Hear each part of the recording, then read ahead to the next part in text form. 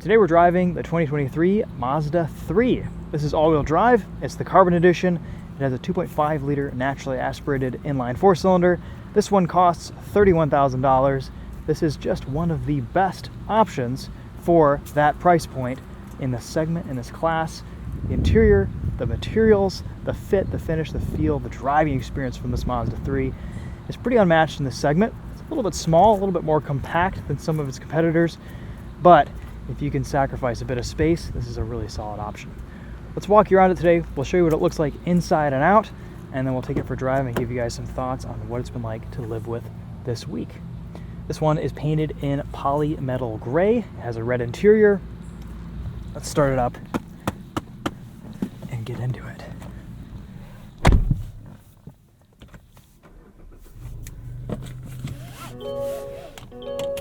Want to put our seatbelt on as soon as possible to avoid all those annoying seatbelt chimes. We have a partially digital gauge cluster here.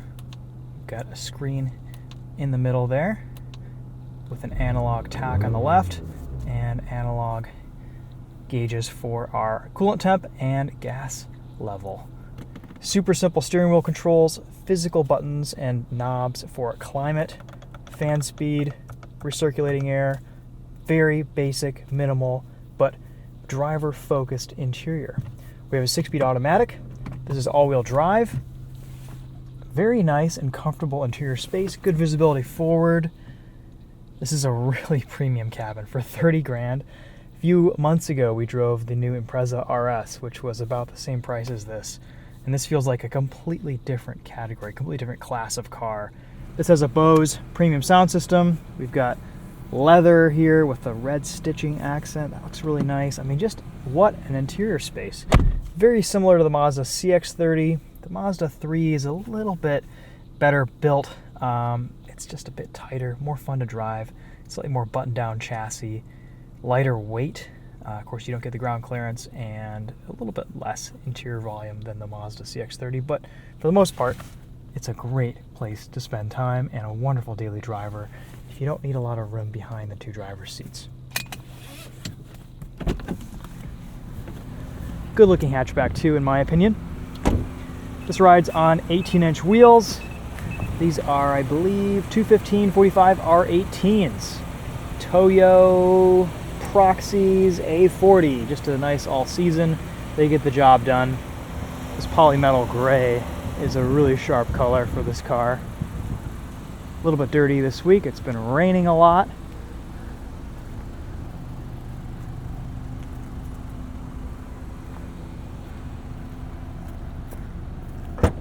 Check out the hatch here. Pretty nice space back here. Low floor.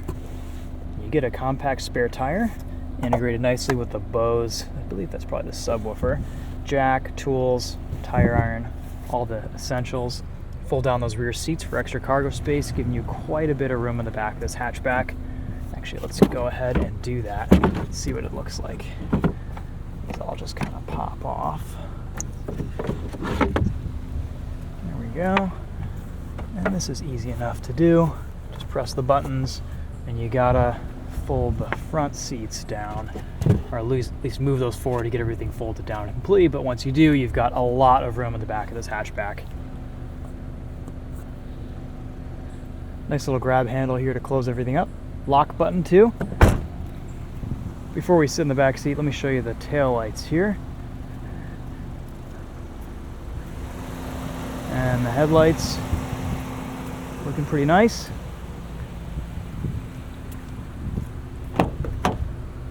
All right, so getting in the back of the Mazda 3.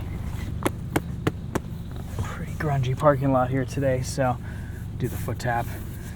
Bit of a recessed part in the seat here to put our knees. That's nice. It is a little bit tight back here, but I'm 5'10". I'm feeling pretty comfortable.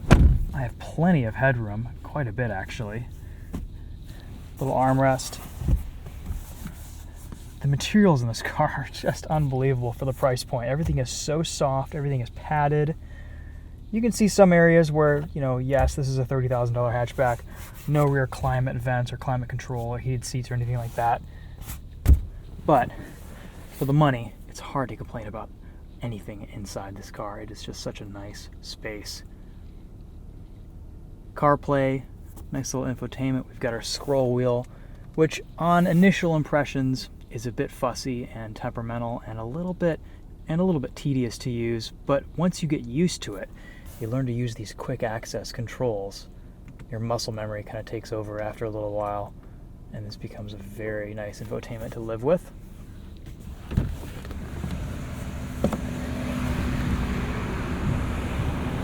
Pop the hood real quick, hop inside, and then we'll take this for a drive. We don't need to do too much of a walk around here. We've filmed plenty Mazda3 videos over the years. So 2.5 liter inline 4-cylinder, makes 191 horsepower, 186 pound-feet of torque. It's rated for 26 miles per gallon in the city, 33 on the highway. Pretty efficient in my opinion for an all-wheel drive hatchback. Not quite up to the level of the Subaru Impreza, but it's pretty darn close while offering some extra power and a 6-speed automatic instead of a CVT. There's an active grille shutter behind this piece, and then just a lot of blocked off spots for aerodynamics. Headlights look good. Here's a quick look at the taillights with the low beams on. Do look exhaust. Takes regular fuel.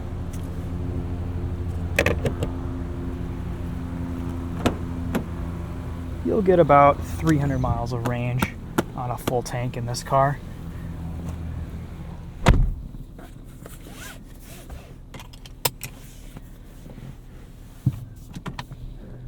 Reverse camera, wish that kind of took up the whole screen real estate. It's kind of tiny, but it works. You've got a sport mode, and that's about it. No paddle shifters, unfortunately, though we do get the correct direction for shifting down here. Play around with that a little bit later in the video. Nice little center console spot here to put a phone, a charger. This armrest slides back or forward to cover everything up. Parking brake automatically comes on when you turn off the vehicle.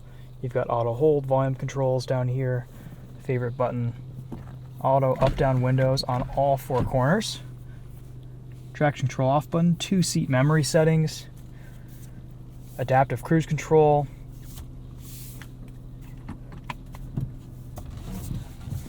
Cool, let's go for a drive.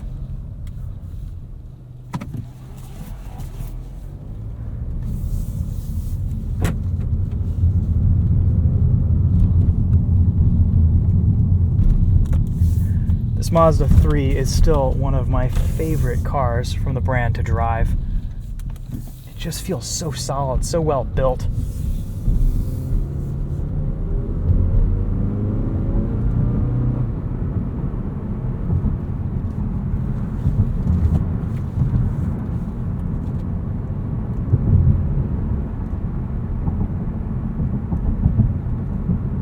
Pretty quiet over bumps, even with the 18-inch wheels. Not a ton of steering feel, but it's direct, and this car is pretty responsive around a corner. A lot of mechanical grip, especially with the all-wheel drive system.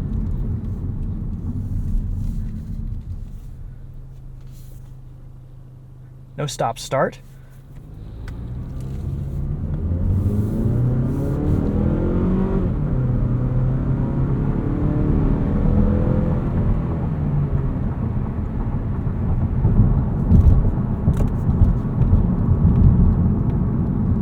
It is nice that this Mazda 3 offers all-wheel drive, but I feel like it's kind of overkill for what you need in a car like this.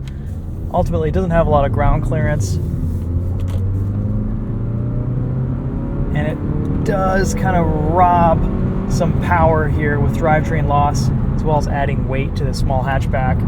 Like, if you really need all-wheel drive, you should go for the CX-30, where you can take it off-road a little bit.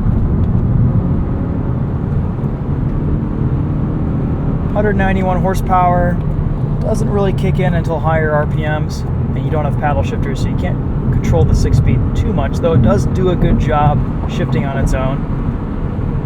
You can see there, it's really doing a nice job keeping us in the higher revs until we get on the straight section of highway. If we put it into sport mode, Shifts are nice and quick, giving us a little bit of a blip on downshifts. Let's see if it'll give a second here.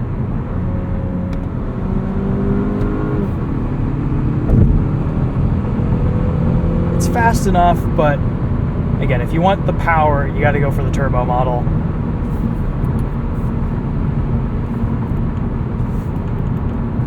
Pretty quiet at speed too.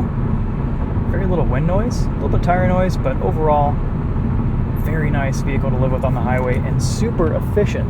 This week, I was averaging about 35 miles to the gallon on highway runs and about 31, 32 combined. Again, with a front-wheel drive car, that would get even better fuel economy.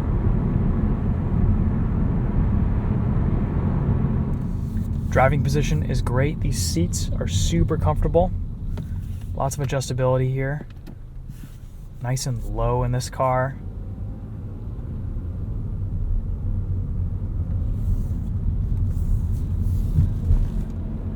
This feels like kind of a sporty cockpit too. I've said this in some other reviews, but Mazda as a brand, their cars kind of drive like enthusiast products for people who were enthusiasts, but maybe want something a little bit more grown up and mature now. They want something a bit more comfortable, still fun to drive. Tires complaining a little bit here. A lot of safe understeer, a little bit of rotation off throttle. We've got that G vectoring control working for us.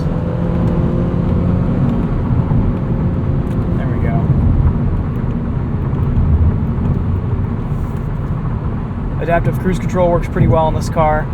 No lane centering or anything like that.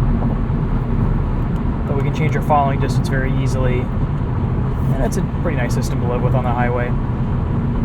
Super clear gauges. I really have a good idea of what's going on here. No head-up display or anything like that. But you can see it's set to its closest following distance, keeping pretty good pace with this Honda CR-V ahead of us.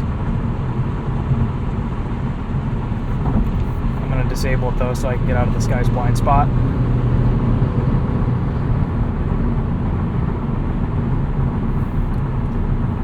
Bose sound system here is fantastic. We've tested this in some previous videos. I guess we could do a quick sound system test later on here. We'll leave that until the end of the video.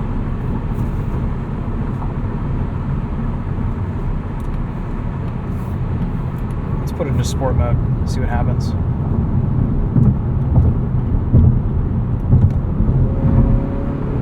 Nice and responsive downshifts. The 6-speed is pretty well behaved most of the time. It does kind of stutter a little bit off the line. But once you get going up to speed, it's a pretty smooth transmission to live with. And I like that it doesn't have a ton of ratios to deal with. 6-speed automatic, that's pretty much all you need. A little bit more refined feeling than the CX-30's 6-speed auto. But honestly, this car drives very similarly. You're splitting hairs. It pretty much just comes down to packaging preferences between this and the CX-30. The Subaru Impreza and the Civic both have more interior space. The Impreza doesn't have nearly as nice of an interior or driving experience. The Civic doesn't offer all-wheel drive, though that does have a nice premium cabin. A little bit more room in the Civic too. But this Mazda 3 with the hatchback configuration, you can still fit a lot of stuff in this car. And as long as you're not carting kids around with rear-facing child seats, pretty decently sized backseat area too.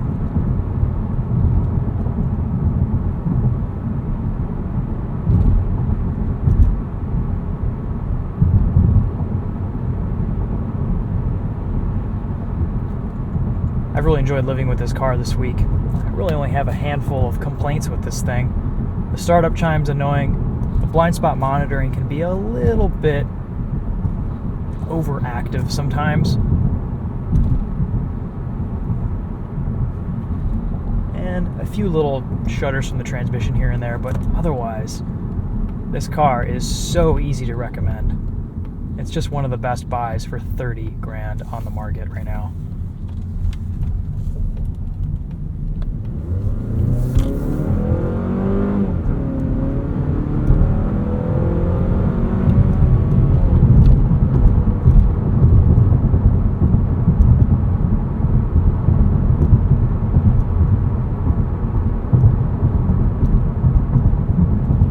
Ride quality is great, suspension is nice and soft over bumps.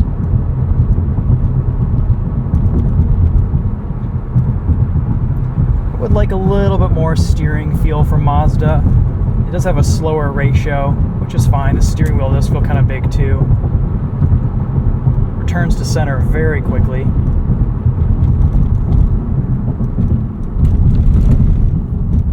Avoid this gravel here.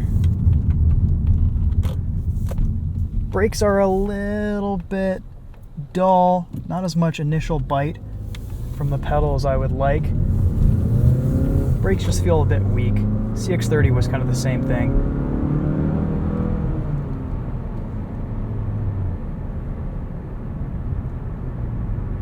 But I'm grasping at straws here with these minor complaints. Overall, this is just a fantastic car.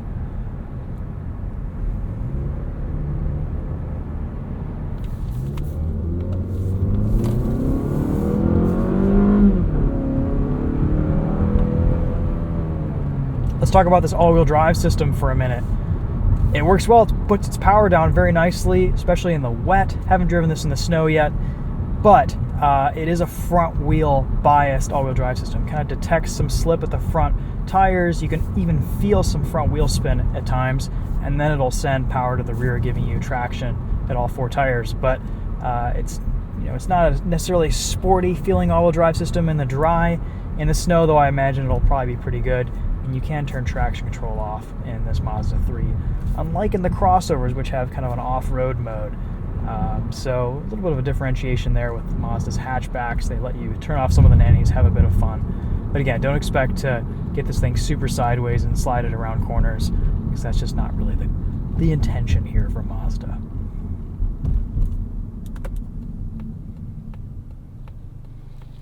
Still, it's a very safe and capable feeling car. And I think that's kind of all you need out of something like this. Alright guys, we're going to pause this here, do one more quick walk around, and we'll do a sound system test with this Bose premium audio system. And that'll be a wrap. Thanks again for watching. We'll see you guys in the next one.